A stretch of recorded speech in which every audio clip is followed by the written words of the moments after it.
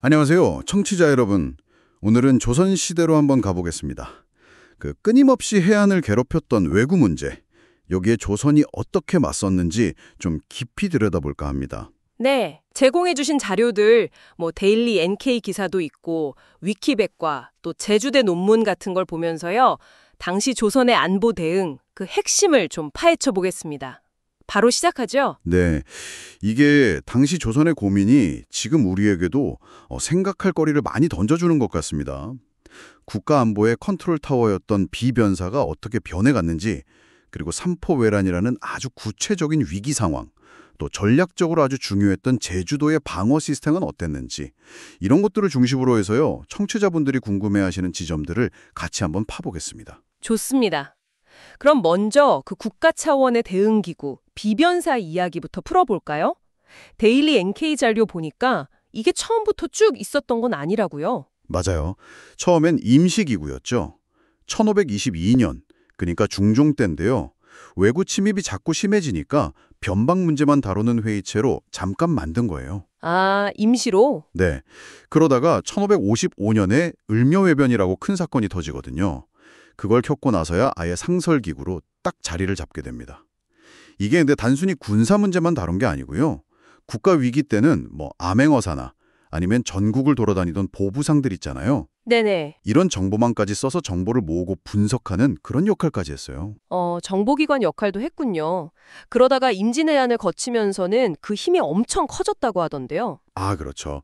임진왜란이라는 진짜 국가적인 위기를 겪으면서는 군사뿐만 아니라 이제 행정, 외교까지 다 손을 댑니다. 사실상 조선 후기에는 의정부를 넘어서는 최고 국정기구가 된 거죠. 와, 대단했네요. 네, 그러니까 위기 대응 과정에서 비변사로 권력이 확 쏠린 건데 이게 조선 후기 정치 구조에도 큰 영향을 미치게 됩니다. 북쪽 여진족이나 일본과의 그런 정보전 같은 것도 다 담당했으니까요. 중앙에서 이렇게 시스템을 정비했다면 실제 현장에서는 어떤 일들이 있었을까요? 위키백과에 나오는 1510년 삼포회란. 이게 좀 생생한 사례가 될 것 같은데요? 네, 그쵸. 삼포외란. 지금의 진해, 부산, 울산 지역, 그러니까 제포, 부산포, 연포, 이 삼포에 살던 외인들이 일으킨 반란이죠. 이게 중요한 게 그냥 외우가 쳐들어온 게 아니라 거기 살던 외인들의 불만이 터져나온 사건이라는 거예요. 아, 내부의 문제였군요. 네. 조선 관리들이 너무 과하게 통제하거나 좀 부당하게 대우하고 또 장사도 맘대로 못하게 하고 이런 문제들이 쌓이고 쌓여서 터진 거죠. 어떻게 보면 관리 소홀이 부른 화라고 볼 수도 있겠고요. 기록 보니까 피해가 정말 컸더라고요. 부산포, 제포 함락되고 군인이랑 백성 수백 명이 죽고 집은 거의 800채가 불탔다고 하니 이게 그냥 작은 소요 정도가 아니었네요. 네, 심각했죠. 그래서 조정에서도 바로 군대를 보내서 진압을 했고 결국엔 제압이 됩니다. 이 사건 때문에 조선이 외인들에 대한 정책을 확 바꿔요. 일단 삼포를 닫아버렸다가 한 2년 뒤에 임신약조라는 걸 맺어서 제포 딱 한 곳만 아주 제한적으로 다시 열죠. 아, 통제를 강화한 거네요. 그렇죠. 교육 조건도 훨씬 까다로워져서 그 세견선이라고 무역 허가해주는 배 있잖아요.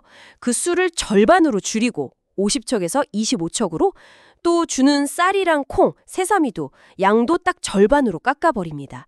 200석에서 100석으로. 위키백과 보니까 좀 인상적인 이야기도 있던데요. 그 진압할 때 소기파라는 장수가 외적의 쓸개를 꺼내 먹었다는, 그래서 소야차, 그러니까 무서운 귀신이라는 별명까지 얻었다고요. 아, 네, 그 얘기. 당시 상황이 얼마나 절박했는지, 또 어떻게 보면 좀 잔혹했는지 보여주는 것 같아요. 그렇죠. 평화로울 때는 정말 상상하기 힘든 모습이죠. 자, 그럼 이제 시선을 저 남쪽 끝 제주도로 한번 옮겨볼까요? 제주대 논문을 보니까 이 섬의 전략적 가치가 어마어마했더라고요. 네, 한반도 남해안에서 제일 큰 섬이고 또 왜구들이 중국 오갈 때 짝 중간에 들르기 좋은 위치잖아요. 맞아요. 보급기지로 쓰일 수도 있고요. 게다가 나라의 중요한 군마 공급원이기도 했고요. 말목장. 그렇죠. 전마 공급처였으니까 그 중요성 때문에 방어에도 당연히 신경을 많이 썼습니다. 여러 겹의 시스템을 만들었는데요. 주요 거점에는 방호소라는 방호 초소를 두고 해안가에는 수전소라고 해서 요즘으로 치면 해군기지 같은 걸 설치했죠. 기록 보면 방호소가 13개, 수전소가 12개 정도 확인됩니다. 성곽도 계속 쌓았다고요? 네, 꾸준히요. 1439년에 수산성이랑 차귀성을 쌓기 시작해서 삼포회란 이후에는 또 장림 목사가 주도해서 기존 방호소를 옮기기도 하고 김영 별방, 합치기도 하고 간해 동해, 성곽도 더 쌓고 계속 보강을 한 거죠. 특히 그 봉수 시스템이 독특했다는 얘기가 있던데요. 육지랑은 좀 달랐다고. 아, 네. 그게 주목할 만한 점입니다. 보통 육지의 봉수, 그러니까 봉화는 중앙이랑 이렇게 직선으로 연결되는 식이잖아요. 네. 막 연결하는 약간 그물망 같은 네트워크를 만들었어요. 세종실록 지리지 보면 한 20곳 넘는 봉수대가 기록되어 있고요. 와, 섬 안에서 자체적으로 연결망을. 네, 심지어 한라산 정상 근처 아마 왕관릉 오름으로 추정되는데 거기에 봉수대를 둬서 육지랑 직접 연결하려고 했던 시도도 보입니다. 하지만 이렇게 노력을 해도 늘 병력이 부족했다고 나오네요. 육지, 특히 전라도에서 지원군, 그 호남원병을 받아야 할 정도였다고요. 맞아요. 그게 늘 문제였죠. 실제로 을묘외변 때는 방어가 좀 허술했던 화북포 쪽으로 왜구가 쑥 들어와서 제주 읍성이 3일이나 포위되는 그런 위기도 겪었고요. 네, 맞습니다. 결국 뭐 완벽한 방어라는 건 참 어려웠던 거죠.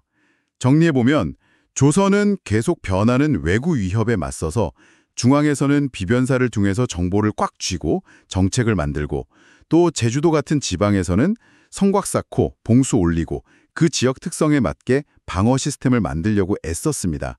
군사적으로 맞서 싸우기도 하고 외교나 통제를 강화하기도 하고 여러 방법을 썼지만 뭐 삼포외란이나 을묘외변 사례처럼 항상 성공한 건 아니었고 계속 노력하고 또 실패하고 그런 과정의 연속이었던 거죠. 네, 오늘 저희는 청취자 여러분께서 공유해 주신 자료들을 가지고 조선의 안보 시스템을 여러 각도에서 살펴봤습니다.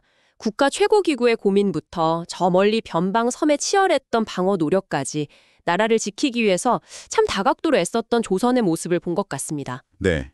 그런데 그 자료 중 하나에서 던지는 질문이 저는 계속 좀 마음에 남더라고요. 만약에 조선이 그 분노 대신에 다른 방식, 뭐 예를 들면 좀 더 포용적인 자세로 외인들을 대했다면 역사는 어떻게 달라졌을까 하는 그런 질문이에요. 물론 뭐 이상적인 이야기일 수도 있겠지만 이런 갈등의 근본적인 원인이나 그걸 푸는 방식에 대해서 다시 한번 생각해 보게 됩니다. 청취자 여러분의 생각은 어떠신가요?